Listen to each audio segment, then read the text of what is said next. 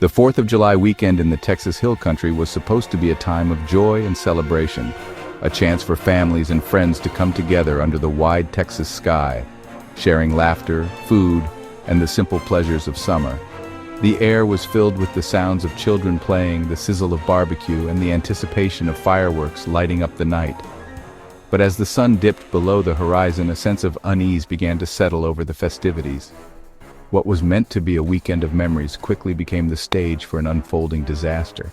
Ominous storm clouds rolled in, casting long shadows over the hill country, and the mood shifted from excitement to apprehension as the sky darkened and the wind picked up. The remnants of Tropical Storm Barry, which had already caused havoc elsewhere, stalled unexpectedly over central Texas. In just a few short hours, the storm unleashed more than 20 inches of relentless rain, far more than the parched land could ever hope to absorb. Roads disappeared beneath sheets of water, and the countryside was transformed into a vast, churning floodplain.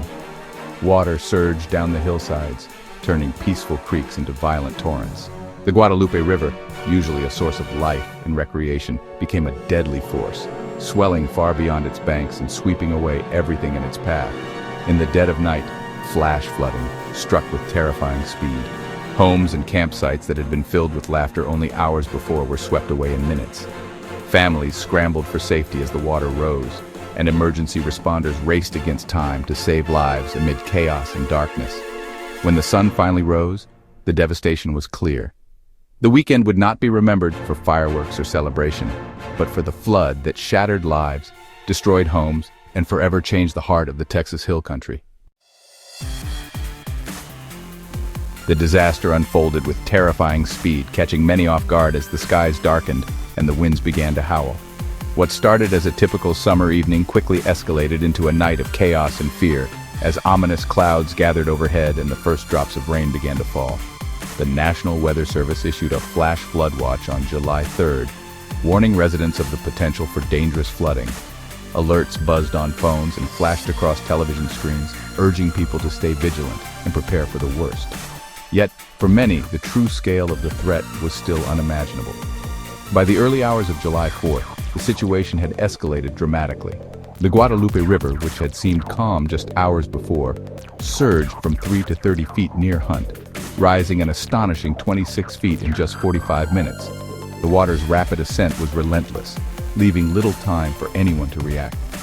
At 4:03 a.m., a flash flood emergency was declared. Sirens wailed through the storm, and emergency vehicles raced through flooded streets. But for many families and campers along the riverbanks, the warning came too late. The floodwaters were already upon them, cutting off escape routes and trapping people in their homes and shelters. Homes, vehicles, and entire camps were swept away before dawn. The force of the water was overwhelming, uprooting trees, tossing cars like toys, and leaving entire neighborhoods submerged.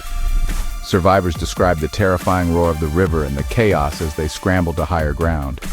The river crested at its second highest level on record, leaving behind a landscape of destruction. Mud, debris, and shattered homes stretched for miles, marking the path of the flood's fury. The devastation was almost beyond comprehension. The most critical phase, the river's explosive rise, happened in under an hour, offering little chance for escape. People who had gone to bed feeling safe awoke to a nightmare, forced to make split-second decisions as the water closed in around them. In less than 15 hours, the hill country was forever changed. The scars left by the flood would remain for years, a stark reminder of nature's power and the importance of heeding every warning. Camp Mystic, a beloved all-girls camp in Hunt, became the epicenter of heartbreak. Floodwaters tore through the camp, destroying cabins and sweeping away campers and counselors. At least 27 from the camp, mostly children, are confirmed dead, with more still missing. Stories of heroism emerged, counselors forming human chains, risking their lives to save others. Survivors were evacuated, many forever changed by what they witnessed. The tragedy has raised urgent questions about emergency preparedness and safety protocols at camps. As the community grieves, the focus remains on the families and the survivors who must now carry the memory of that terrible morning. The flood exposed critical failures in the warning system. Kerr County officials did not activate the federal IPAWS alert, relying instead on the opt-in Code Red system, which missed many residents and visitors. Some alerts went out hours after the river had already flooded communities. Key rain gauges were offline, leaving emergency managers without real-time data. Proposals for better warning systems had been rejected in previous years. The disaster made it clear timely. Widespread alerts could have saved lives. As recovery continues, the Texas Hill Country faces the daunting dual challenge of searching for those still missing in the aftermath of the devastating floods, while also preparing for the threat of more rain on the horizon. The uncertainty weighs heavily on families and friends, who cling to hope as search and rescue teams comb through debris and swollen rivers, determined not to leave anyone behind. Local volunteers and first responders have become the backbone of the community's rescue and relief efforts, working tirelessly day and night. Their dedication is matched by the generosity of people from across Texas, who have sent truckloads of donations, food, water, clothing, and other essentials to support those who have lost everything. Temporary shelters and relief stations sprang up almost overnight, offering a safe haven for evacuees and a place to regroup.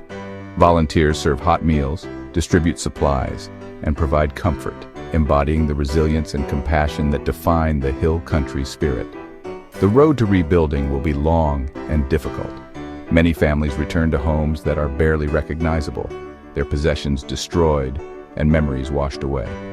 The psychological scars left by the disaster run deep as residents grapple with loss and uncertainty about the future. In the wake of tragedy, urgent conversations have begun about how to better prepare for future disasters. Community meetings focus on improving flood warning systems, installing new alert signs, and ensuring that everyone knows what to do when the next storm comes. Yet, even in the face of overwhelming loss, the spirit of the Hill Country endures. Neighbors help each other clear debris, embrace in moments of grief, and gather for candlelight vigils to honor those lost. Their unity and compassion shine through the darkness.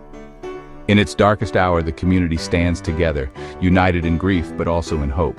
Determined to heal, rebuild, and protect its future, the Hill Country shows that even in the face of disaster, its spirit remains truly unbroken.